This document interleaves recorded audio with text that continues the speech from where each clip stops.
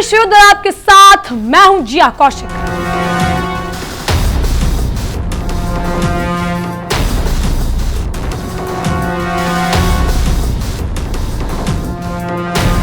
पश्चिम Asia के जलते हुए रेगिस्तान और उबलते हुए समुद्र से एक ऐसी खबर आ रही है जिसने पूरी दुनिया के होश उड़ा दिए हैं और वैश्विक बाजारों में हाहाकार मचा दिया है। एक तरफ आक्रामक तेवरों वाले अमेरिकी राष्ट्रपति ट्रंप हैं, जो बात बात पर बमबारी की धमकी देकर आ बैल मुझे मार वाली कहावत को दिन रात सच साबित करने में तले हुए हैं। अब दूसरी तरफ ईरान है, जिसने साफ और बेबाक शब्दों में ईंट का जवाब पत्थर से देते हुए वॉशिंगटन को ललकारा है कि अगर हम अपना तेल नहीं बेच पाएंगे तो मुहावरा याद रखना, न खेल लेंगे और न ही खेलने देंगे। आज की इस भयंकर तबाही की जो पटकथा है उसमें हॉर्मुज़ जलसंधि की पूर्ण नाकाबंदी है, अमेरिका की लगातार 12 रातों की अंधाधुंध मिसाइल बमबारी है, कुवैत में तिनके की तरह तबाह होते अमेरिकी सैन्य ठिकाने हैं, लाल सागर यानी रेड सी में धुएं के गुब्बारे के साथ जलते हुए तेल के जहाजें और साइबर जंग के खौफ में थर थर कांपता हुआ वॉशिंगटन है। इस पूरी खबर का सीधा निचोड़ ये है कि अंकल सैम ने जिस जंग की चिंगारी को हवा दी है वो अब भयानक बनकर या भयंकर बनकर उनके अपने ही साथ या अपने ही हाथ और शाख को जलाने में लगी हुई है, जिसे पूरे मिडिल ईस्ट में अमेरिका की दादागिरी का महल ताश के पत्तों की तरह बरबरा कर ढहता हुआ नजर आ रहा है।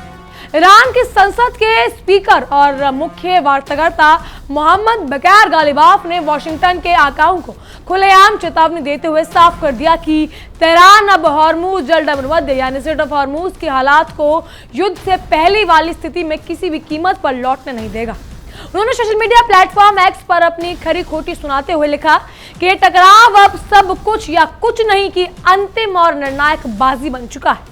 गालिबाफ का सीधा और स्पष्ट गणित है, जिस समुद्री रास्ते से ईरान को अपना कच्चा तेल और बेचने की इजाजत नहीं मिलेगी, वहां से किसी भी अन्य खाड़ी देश का एक बैरल तेल भी बाहर नहीं जाने दिया जाएगा, चाहे इसके लिए कुछ भी करना पड़े। उन्होंने अमेरिकी सैन्य मौजूदगी को इस पूरे इलाके के लिए एक नासूर और कैंसर की तरह बताते हुए साफ कर दिया कि जब तक अमेरिकी सेनाएं अपना बोझा बिस्तर बांधकर यहां से रफू चक्कर नहीं हो जाती, तब तक इस व्यापारिक रास्ते की सुरक्षा का ख्वाब देखने वाले मुंगेरी लाल के हसीन सपने देखने जैसा बेतुका है। दूसरी तरफ ट्रंप साहब का हाल ये है कि वो गंभीर कूटनीति को ताक पर रखकर ट्रुथ सोशल पर बैठकर धमकियों के पटाखे फोड़ रहे हैं, लेकिन हकीकत यह है कि जमीन पर उनकी बनाए रणनीतियों की पूरी तरह हवा निकल चुकी है।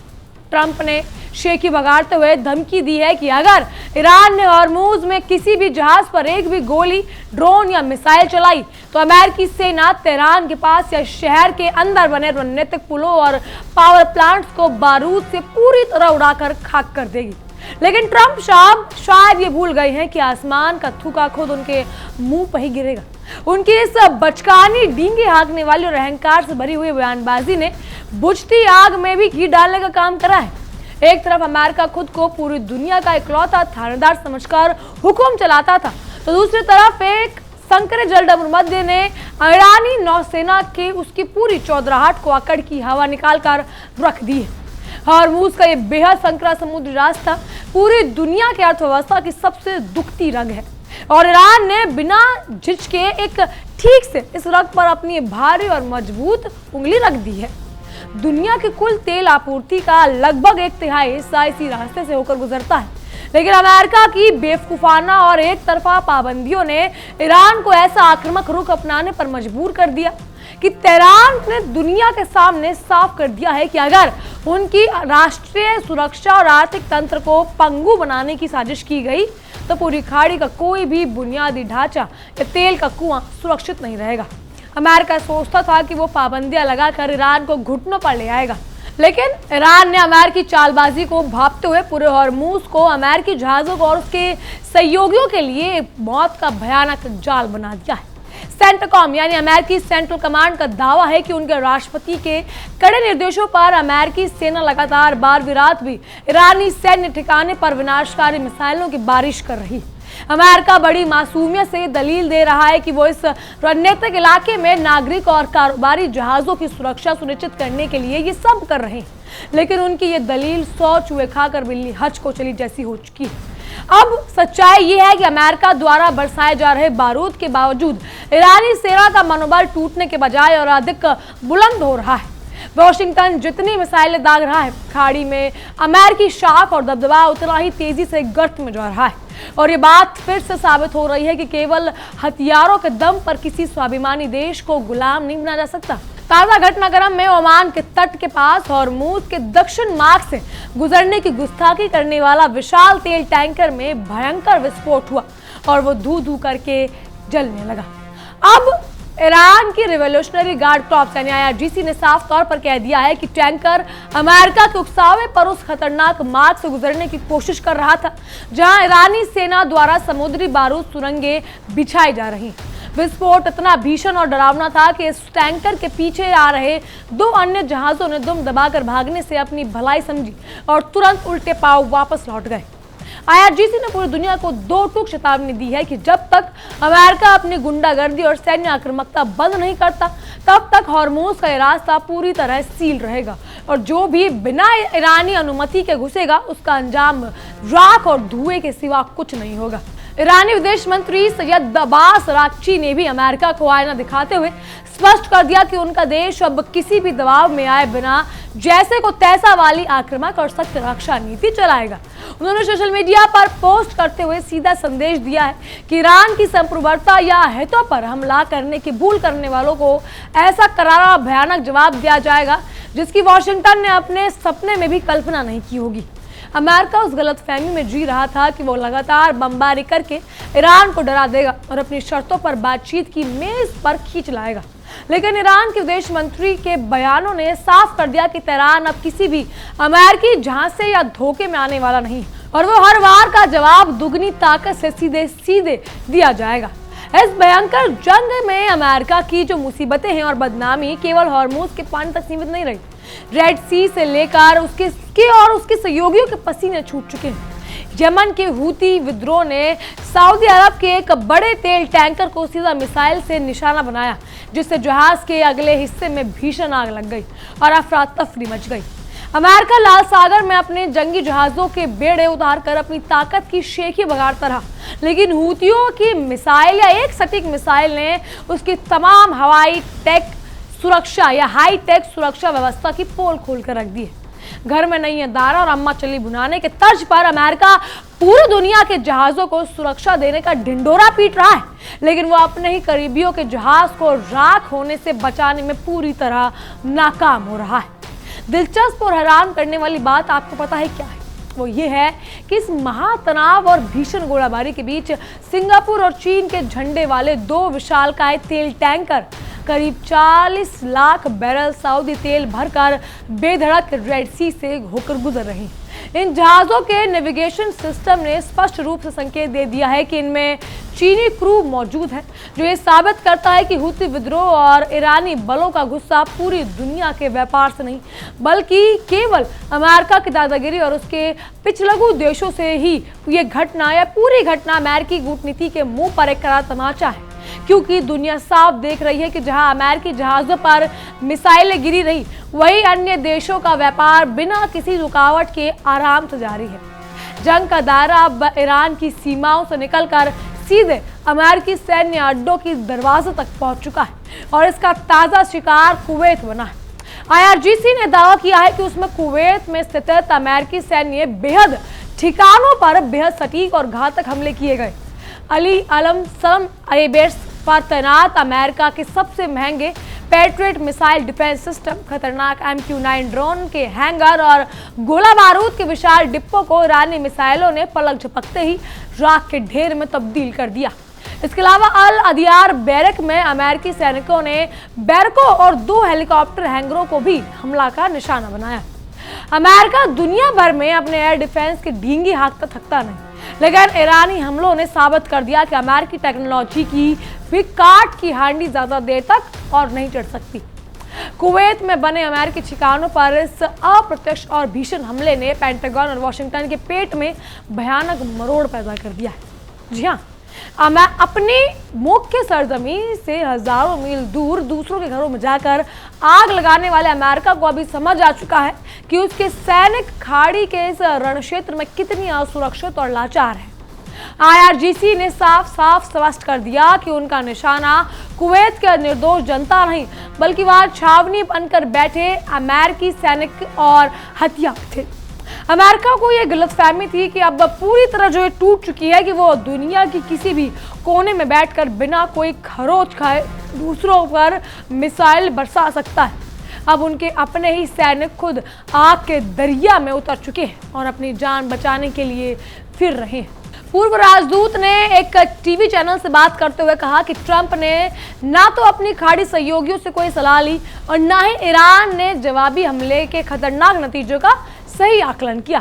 उन्होंने कड़े और दो टूक शब्दों में कहा कि अगर अमेरिका को लगता है कि सिर्फ अपनी सैन्य ताकत के बल पर ये जंग जीती जा सकती है तो ये उनकी सबसे बड़ी भूल है। सैन्य समाधान अगर कारगर होना होता तो अब तक हो चुका होता, लेकिन ट्रंप की इस जल्दबाजी ने अमेरिका को एक इस दलदल में धकेल दिया जहां से निकलना अब नामुमकिन है।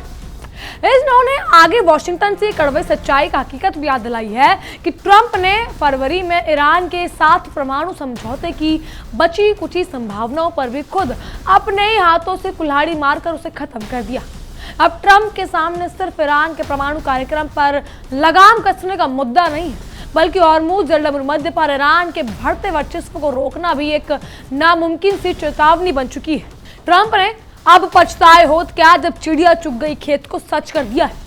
उन्होंने अपनी सड़क में एक ही झटके में दशकों पुरानी अमेरिकी कूटनीति का पूरी तरह से कबाड़ कर दिया और अब जब पानी सर से ऊपर गुजर चुका है तो वॉशिंगटन के पास इस दलदल से बाहर निकलने का कोई सम्मानजनक रास्ता ही नहीं बचा। अमेरिका फर्स्ट का ढोल पीटने वाले राष्ट्रपति ट्रंप की इस अदूसरी नीति ने आज अमेरिका को पूरी दुनिया के सामने अलग थलग और बदनाम कर दिया है। अपनी घटिया कूटनीति और अति महत्वाकांक्षा और चुनाव जीतने के चक्कर में ट्रंप ने पूरे खाड़ी क्षेत्र को एक विनाशकारी युद्ध की आग में धकेल दिया है। ईरान ने जवाबी कार्रवाई करते हुए जिस आक्रामकता से अब अमेरिका के क्षेत्रीय ठिकानों को घेरा है, उसे खुद अरब देशों के भीतर भी अमेरिका के प्रति भारी गुस्सा और अविश्वास पनप रहा है। खाड़ी देश अब ये अच्छी तरह जानते हैं कि अमेरिका के साथ दोस्ती करने का मतलब अपने ही पीठ में छुरा घोंपना है, क्योंकि जब असली मुसीबत आती है तो अंकल सैम केवल अपनी चमड़ी बचाते नजर आते हैं और बाकियों को मारने के लिए या मरने के लिए छोड़ देते हैं। जंग सिर्फ समुद्र की लहरों आसमान की बुलंदियों तक सीमित नहीं है, बल्कि अब डिजिटल दुनिया के अदृश्य मैदान में भी अमेरिका के पसीने छूट रहे हैं। मशहूर साइबर सुरक्षा विशेषज्ञों का कहना है कि जैसे इस गंभीर चेतावनी दी गई है कि ईरान रिवॉल्यूशनरी गार्ड्स का इलेक्ट्रॉनिक साइबर कमांड अमेरिका के अति संवेदनशील बुनियादी ढांचे पर बड़े और विनाशकारी साइबर हमलों की तैयारी कर चुका है। वॉशिंगटन के पास ठोस खुफिया रिपोर्ट्स हैं कि ईरानी हैकर्स अमेरिका के अस्पताल, पावर ग्रिड्स और जल आपूर्ति और कचरा प्रबंधन को एक झटके में ठप कर सकते हैं।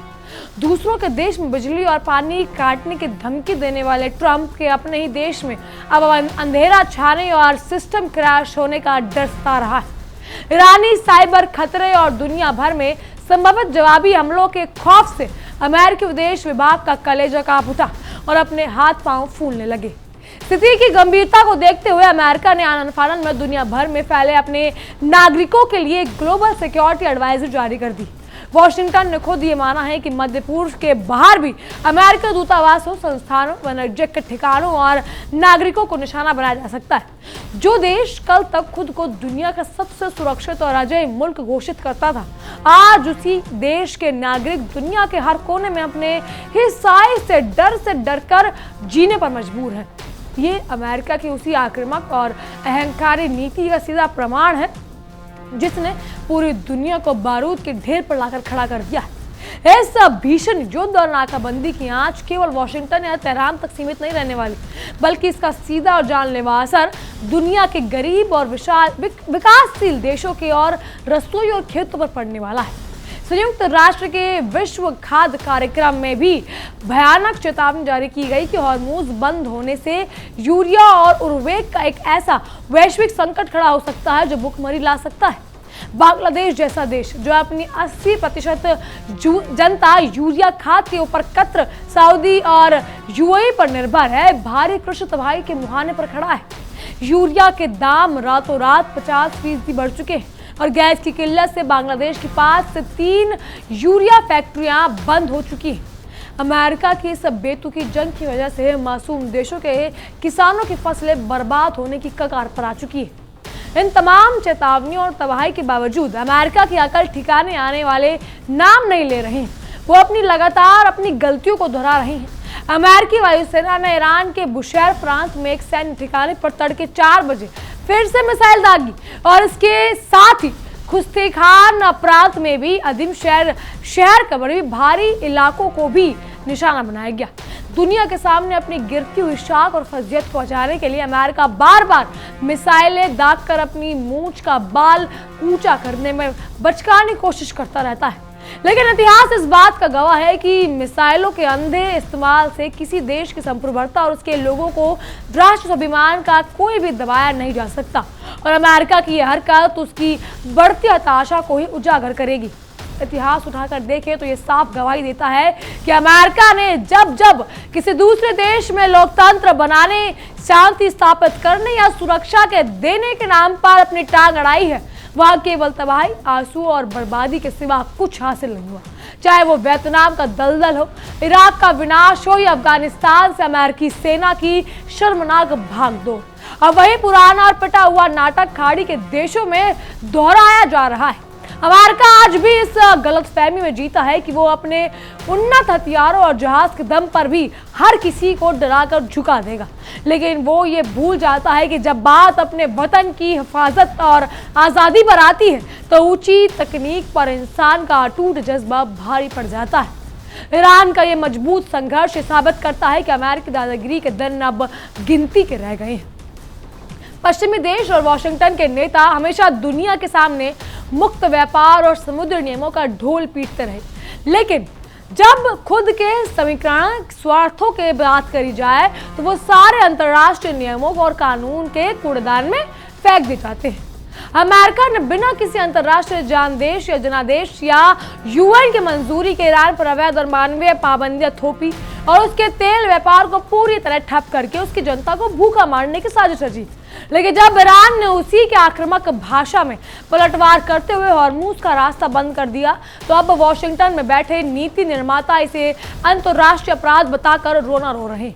अमेरिकी हुकूमत के इस धौरे और कपटी रवैये की पोल अब पूरी दुनिया के सामने पूरी तरह बेनकाब हो चुकी है। इस पूरे भीषण घटनाक्रम में खाड़ी के वो अरब देश भी बुरी तरह पिस रहे हैं जो अब तक अमेरिका की सुरक्षा गारंटी और छावनी के भरोसे खुद को महफूज और बेफिक्र समझते थे।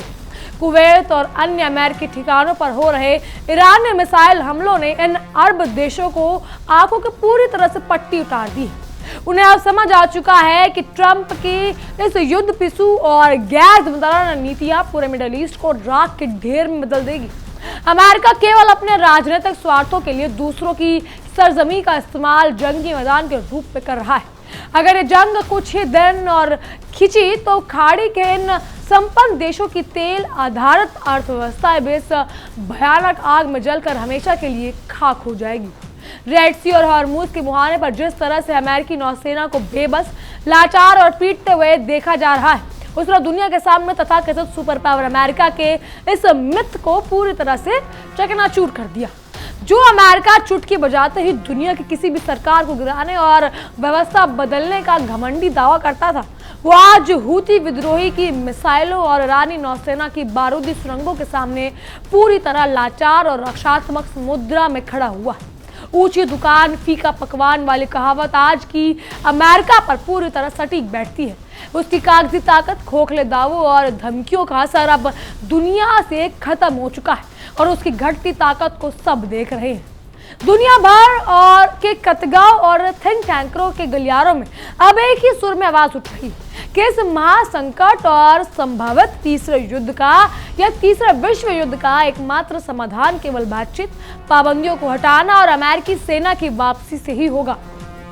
लेकिन सबसे बड़ी त्रासदी ये है कि अमेरिकी राष्ट्रपति ट्रंप की अहंकार और सनक की राजनीति उन्हें अपनी रणनीतिक गलतियों को स्वीकार करने से रोक रही है। ट्रंप का व्यक्तिगत अहंकार आज पूरी दुनिया की आर्थिक स्थिरता को और वैश्विक शांति पर भारी पड़ रहा है। अगर वॉशिंगटन ने समय रहते अपनी चौधराहट का चश्मा उतारकर जमीनी हकीकत को स्वीकार नहीं किया तो यह युद्ध अमेरिका को एक ऐसे विनाशकारी मोड़ पर ला खड़ा करेगा जहां से उसकी वापसी का कोई रास्ता नहीं बचेगा। इस पूरे घटनाक्रम का निचोड़ बिल्कुल शीशे की तरह साफ है। ईरान ने अपनी अडिग रणनीति, निडर नेतृत्व और जबरदस्त सैन्य प्रतिरोध के पूरी दुनिया को यह दिखा दिया है कि वो अमेरिका के किसी भी दादागिरी के आगे, दबाव के आगे झुकने वाला नहीं है। अगर हम अपना तेल नहीं बेच सकते तो कोई और भी नहीं बेच पाएगा। ईरान का ये वाक्य केवल कोई खाली धमकी नहीं है, बल्कि खाड़ी के इस पूरे क्षेत्र के लिए नया जियोपॉलिटिकल नियम के सीधी और स्पष्ट घोषणा है। अमेरिका ने जिस आग को दूसरों को जलाने के लिए हवा दी थी, अब वो खुद उसी आग में बुरी तरह फंस चुका है। अगर वॉशिंगटन ने अपनी आइडियल और आक्रामक नीतियां तुरंत नहीं बदली तो ये जंग न केवल ट्रंप की सत्ता को निगल जाएगी, बल्कि वैश्विक पटल से अमेरिकी वर्चस्व का हमेशा हमेशा के लिए अंत जरूर लिख देगी। लेकिन अब डोनाल्ड ट्रंप पर भरोसा करा भी जाए तो कैसे करा जाए? डोनाल्ड ट्रंप जब आज कुछ कहते हैं, कल कुछ कहते हैं, 12 घंटे पहले के बयान कुछ और थे, अब 48 घंटे बाद के बयान भी आप देख लीजिएगा। डोनाल्ड ट्रंप खुद जाते हैं, बातचीत करने की कोशिश करते हैं कि हमें ईरान से साथ समझौता करना है। एक MOU साइन होता है, लेकिन उसके कुछ ही दिनों बाद डोनाल्ड ट्रंप कह देते हैं कि MOU एक तरफा है और मैं इसे नहीं मानता। तो डोनाल्ड ट्रंप जो ठेकेदारी ले रखी है कि मैं अकेले यही डिसाइड करूंगा कि कब ये होगा, कब ये नहीं होगा, तो डोनाल्ड ट्रंप पर कैसे भरोसा करा जाए? ईरान जब डोनाल्ड ट्रंप की गलतियां गिनवाते हैं कि ईरान इसको समर्थन करता है, ईरान ये बनाता है, ईरान वो बनाता है, सिर्फ एक सवाल का जवाब चाहिए होता है, डोनाल्ड ट्रंप के किस स्टेटमेंट पर भरोसा करा जाए? इतना तो बच्चे भी नहीं झूठ बोलते होंगे जितना डोनाल्ड ट्रंप बोल जाते हैं। आज कुछ बोलते हैं, कल कुछ बोलते हैं। डोनाल्ड ट्रंप पहले कहते हैं कि हमें MOU साइन करना है और ईरान के साथ ये बातचीत होती है और वो साइन हो भी जाता है। बड़ी शांति से आगे बात कहते हैं कि मैं डील मेकर हूँ, मैंने ये प्रोटेस्ट किया, मैंने ये जंग रुकवाई है। कुछ दिन बाद क्या होता है आप और हम सब जानते हैं। कुछ दिन बाद खुद आते हैं, कहते हैं कि MOU एक तरफा था। जब साइन हो रही थी तब क्या MOU एक तरफा था? जब दोनों देशों ने साइन किया, जब डोनाल्ड ट्रंप ने आपको लगता है डोनाल्ड ट्रंप पढ़ेंगे नहीं उस MOU को जो वो अब एक तरफा कह रहे हैं?